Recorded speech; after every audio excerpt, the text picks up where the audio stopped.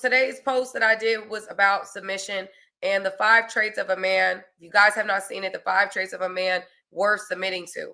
Okay, because I am y'all. I'm walking heavy. I believe that women should submit to their husbands. I will 100%. If I need to be an example, I will 100% submit to my husband. 100%.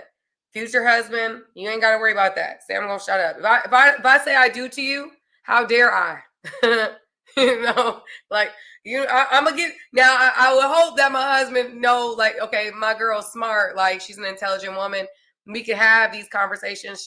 She hears from God, so I'm going to like lean to her discernment because we want to win, right? We want to win ultimately, but I'm going to defer to the judgment or the leadership of my husband. Okay, and I know that that's not what everybody wants to hear, but I believe that a lot of times we're rejecting submission. In my opinion, we're rejecting submission because we feel like submission, A, makes us weak. Submission is not about weakness.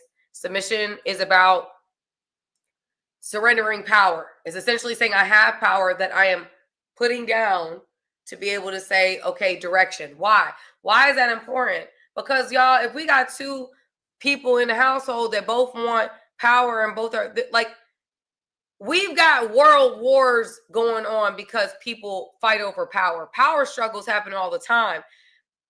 The whole point of that is to have, well, first of all, back then women didn't have authority like that anyway. But now it's more about order. It's just about divine order. God is a God of order. Okay. God is a God of order. And so therefore and wherefore, yes, he calls us to do things in a certain order. What I found in my life, because what I've experienced, a lot of times it's because we've decided to give our authority to the wrong man. We've deferred to men that have not shown the fruit of someone we should be submitting to. God also defines what type of man we should be giving our authority to. I actually had a comment that I saw on my thing like, oh, well, I'm not this type of man, but you should submit to me. No, I shouldn't. I actually shouldn't. If you're not a man that's first and foremost submitted to God, which is above all things, then no, I should not submit to you, and I'm not going to. Nor should I as a woman, if I know that you're not submitted to God for real. Because we all know. I see women all the time. They want to defend a man. Oh, well, he said he's a Christian, and we praying for him. No. I want a man that we're not doing seances and interventions to get him to get to Jesus. No, I'm talking about a man on his own accord, submitted to biblical authority, submitted to the God of the Bible. You know what I'm saying? If a man, listen, man over here praying, speaking in tongues, or worshiping, has his own relationship with God, that is very attractive to me and is attractive to a lot of women. Period. And I would know based upon how you communicate. I would know based upon how you conduct yourself. I want a man of God. I don't want no man that's out here just with the world blowing with the wind. We see what doing the world's way does. We are going nowhere fast doing it the world's way. Okay, so a lot of what as women we have to take accountability for is submitting to the wrong man. We know, but because we liked them, let's keep it real. We don't slept with them. Now we're all in it. Rose-colored glasses is on, and and we can't see this man. We can't see the forest for the trees, right? You know what I'm saying? That's why I can't listen. That's why God told God, I realized that I will wait. I will wait on my man. Why? Because I got to be able to see him. I'm sure God's going to send me a man that's going to be fine, is fine to me. And I'm going to need some clarity. I'm going to need clarity, G. I'm going to need to, listen, I can't, I got to be straight. I got to go straight. I can't go left and right. So so if a man is coming to me, he's got to be submitted to God, because me saying that I want to wait is going to be like, what? Waiting? What is that? That's crazy. a man that's submitted to God is going to be like, no, I feel that. I understand that. You know, it's going to be hard, but let's rock. Like, I've done harder things, right? That's what a soldier of the Lord would do. He's going to be like, nah, you know what? That's going to be a challenge. Challenge. I'm probably not a virgin. This is the man speaking. This is the man speaking, not me.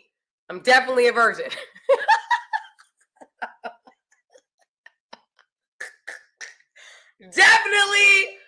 Definitely a virgin. Soraya came from immaculate conception. Okay. So I'm saying, as a man's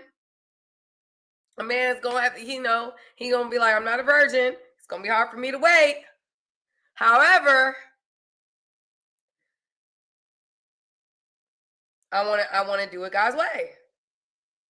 I want to do it God's way, and I want to do it right this time. I done did it wrong my way. I'm gonna try to do it God's way. So let's do it God's way together.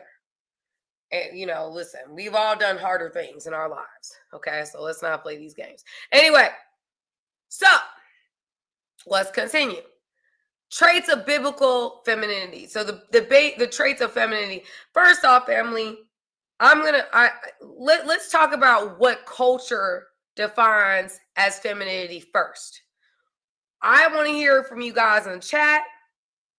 What are what is culture, and women, I want to hear from you as well. What is culture telling women what it means to be feminine? I want to hear from you guys. I have some things that I know, but I want to hear from y'all. I'm not sure culture is telling women to be feminine anymore. That's a good point. Okay. They don't have these issues, feminine issues. Okay. Well, it's not teaching anything that's godly. That's fair. Mm-hmm. I think it does talk about independent, which, we're going to talk a little bit about that today. I think it's telling women that in order to be feminine, you got to be like femininity equates sexuality.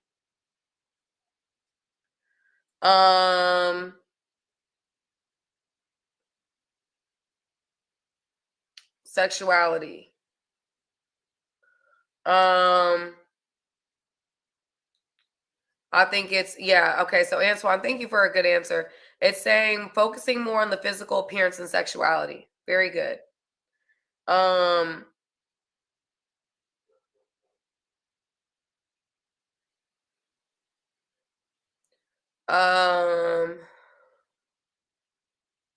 of y'all, I don't know if what y'all reading. I don't know if it's my medication or what, but some of y'all, I don't know what question y'all answering because y'all just talking. Teaching that they don't need a man. Very good. Confident, calm, assertive, good looking. Okay, not to embrace their femininity. Think and act like a man and you'll attract. Okay, Octimo, you're on it, my brother. Thank you for that.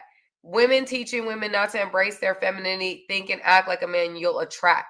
I agree wholeheartedly. I think a lot of what culture is teaching women is teaching women to think and act like a man.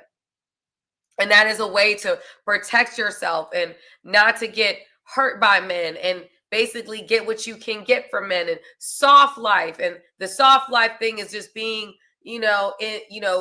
soft spoken, like pretending to be soft spoken, pretending to, whatever, do certain things in order to please your man for the interim until your real personality comes out and he's like, well, what was that? Okay. Soft life where I'm not working. The man's just taking care of me. I'm just sitting here and looking pretty and posting all these pictures in beautiful places. Like it's soft life, getting what you want. Right. Transactional love. Thank you, Pam. It's teaching women to be workers and to focus outside of themselves instead of internally. Thank you. Thank you. Thank you. Thank you. Yes, it's all designed for us not to reproduce 100%, to compete with other women. Thank you. Thank you, guys. So again, we're getting really great answers. Culture is teaching women to be competitive, to be transactional, to be, in order to get a good man, to be sexual, to present yourself in a sexual manner in order for men to see you as being attractive and therefore getting their attention. Okay. It's teaching women to that the way to be, I guess, soft life. That's a way to get a man, be soft and do what he want and whatever, and challenge him some ways aggressively, but a lot of people are teaching women to be passively aggressive and lightly challenge his manhood in order for him to step up in certain areas, right? So utilizing manipulation. There's a lot of manipulation that's being taught in order to get men to do what women want them to do. All right? Faking submission is 100% the worst problem. I agree with that. So again, a lot of this for me is manipulation. It's based on the premise of utilizing aspects of womanhood to manipulate. Be transactional. I get what I want by any means necessary. If it means I'm not attracted to you, but you're going to sit here and you're going to take care of me, well, then I'm going to pretend like I'm attracted to you so that you can sit here and take care of me. If I got to present myself in this hypersexual way in order for you guys to start DMing me and saying certain things to me, like that's the way, like y'all, like that's a real thought process that women have. Like, I got to act like this to get men. I got to act like, there's a song by her and Jasmine Sullivan where it was talking about, I got to act like a HOE to get a man. Like, that's the only way. Good girls are not prospering. Good girls are not being chosen. They're choosing these other types of women that are not good girls, that are out here doing things, moving in a different way. And again, this is what is being taught to not only our women that are my age, because I'm in my 30s, but women that are in their 20s and younger, where we're not moving from a place of emotional intelligence. We're not moving from a place of integrity. Now, we're not moving from a place of discipline. No, just have casual sex with people. Have a sneaky link. Have 3 sneaky links while you're, and then make the guy you actually want wait. Hey guys, thank you for watching this video. I appreciate you guys.